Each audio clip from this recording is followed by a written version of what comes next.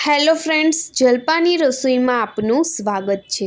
Hotel કે ઢાબાને ભૂલાવી દે તેવા છોલે અને ઘઉંના લોટના ભટુરે આજે બનાવવાની છું।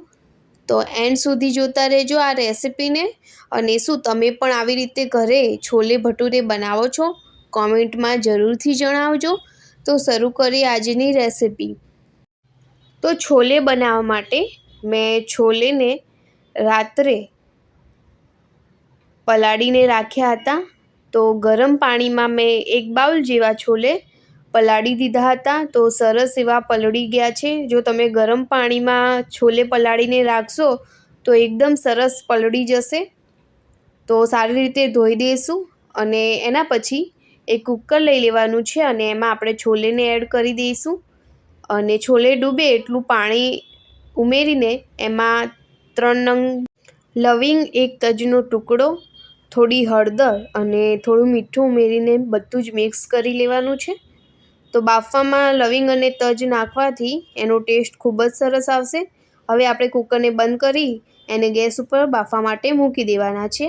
એના પછી એક મિક્સર જાર લેવાનું છે, એમાં 1 નંગ સમારેલી ડુંગળી, એના પછી લીલું મરચું એડ કરી દઈશું, સૂકું લસણ એડ કરશું, તમે આદું પણ એડ કરી શકો છો અને મિક્સર જાર બંધ કરીને એને ક્રશ કરી લેવાનું છે।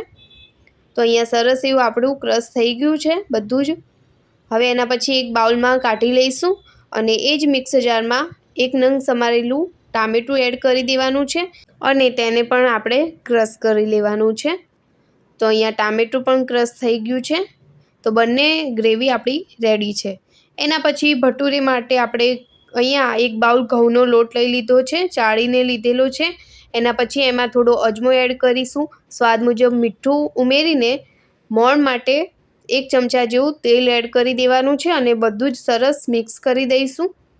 ભટુરેમાં અજમાનો જે ટેસ્ટ છે એ ખૂબ જ સરસ આવશે, એટલે અજમો તમે નાખશો તો મજા આવશે ખાવાની।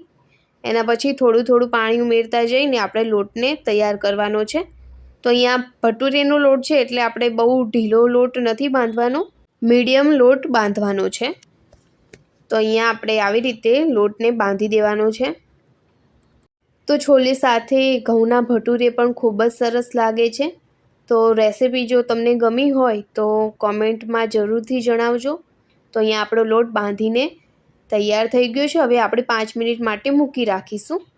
તો તમે જોઈ શકો છો કે છોલે પણ આપણા સરસ એવા બાફીને રેડી થઈ ગયા છે। એના પછી છોલેના વઘાર માટે એક કડાઈમાં તેલ લઈ લેવાનું છે, એમાં એક સૂકું મરચું એડ કરી દઈશું અને તેલ સારું આવી જાય પછી ડુંગળીની જે ગ્રેવી તૈયાર કરી હતી એને પણ આપણે એડ કરી દેવાની છે અને સારી રીતે આપણે ડુંગળીની ગ્રેવીને સાંતળવા દેવાની છે। તો આવી રીતે એવું લાગે કે હવે તેલ છૂટું પડી ગયું છે, એના પછી જ આપણે ટામેટાની જે ગ્રેવી છે એને પણ એડ કરી દઈશું અને બધું જ મિક્સ કરી દેવાનું છે અને બંને ગ્રેવીને સારી રીતે આપણે સાંતળી લેવાની છે, કાચી ના રહી જાય એનું ખાસ ધ્યાન રાખવાનું। તો આવી રીતે તેલ છૂટું પડવા લાગે એટલે આપણી ગ્રેવી એકદમ સારી એવી સાંતળાઈ ગઈ છે। એના પછી એમાં હળદર ઉમેરીશું, લાલ મરચું પાવડર, ધાણા જીરું ઉમેરીને બધું જ મિક્સ કરી લેવાનું છે અને 2 થી 3 મિનિટ જેવું એને સાંતળવા દઈશું। અને લાલ મરચું પાવડર તમે તમારી તીખાશ પ્રમાણે નાખી શકો છો। એના પછી અહીંયા છોલેનો જે મસાલો છે એને મેં એડ કર્યો છે, 1 ચમચી જેવો છોલેનો મસાલો ઉમેરીને સારી રીતે મિક્સ કરી લઈશું અને ગ્રેવીને થોડીવાર માટે થવા દેવાની છે। એના પછી એમાં થોડું પાણી ઉમેરી દઈશું અને સરસ એવું મિક્સ કરી લઈશું। તો ગ્રેવીમાં જ્યારે આવી રીતે બબલ્સ થવા માંડે એના પછી આપણે એમાં છોલેને એડ કરી દેવાના છે, એમાં લીંબુનો રસ એડ કરી દઈશું અને સ્વાદ મુજબ મીઠું ઉમેરીશું। તો છોલેમાં પણ મીઠું એડ કર્યું હતું એટલે એ મુજબ મીઠું નાખવાનું। એના પછી કસૂરી મેથીને આવી રીતે હાથ વડે મસળીને આપણે એમાં ઉમેરી દઈશું અને બધું સરસ એવું મિક્સ કરી લેવાનું છે। તો કસૂરી મેથીનો સ્વાદ ખૂબ જ સરસ આવશે। એના પછી એમાં આપણે થોડું પાણી ઉમેરી દેવાનું છે અને મિક્સ કરી લેવાનું. તો અહીંયા જે પ્રમાણે તમારે ગ્રેવી રાખવી હોય એટલું પાણી એડ કરવાનું. હવે આપણે એને 5 મિનિટ સુધી થવા દેવાનું છે. તો આપણા છોલે એકદમ તૈયાર થઈ ગયા છે. હવે ભટુરીને વણી લઈશું. તો એની માટે મેં અહીંયા આ સાઈઝનું ગુંડલું લઈ લીધું છે અને ભટુરીને આપણે વણી લઈશું. તો તમે ભટુરીને બહાર લારી ઉપર જે મળે છે લંબગોળમાં એવી રીતે પણ વણી શકો છો અને રાઉન્ડ શેપમાં પણ વણી શકો છો. તો અહીંયા મેં ભટુરેને રાઉન્ડ શેપમાં વણી લીધેલા છે. તો આવી રીતે આપણે બધા જ ભટુરેને વણી લઈશું. તો બધા ભટુરે વણાઈ જાય એ પછી એક કડાઈમાં તેલ ગરમ કરી દેવાનું છે.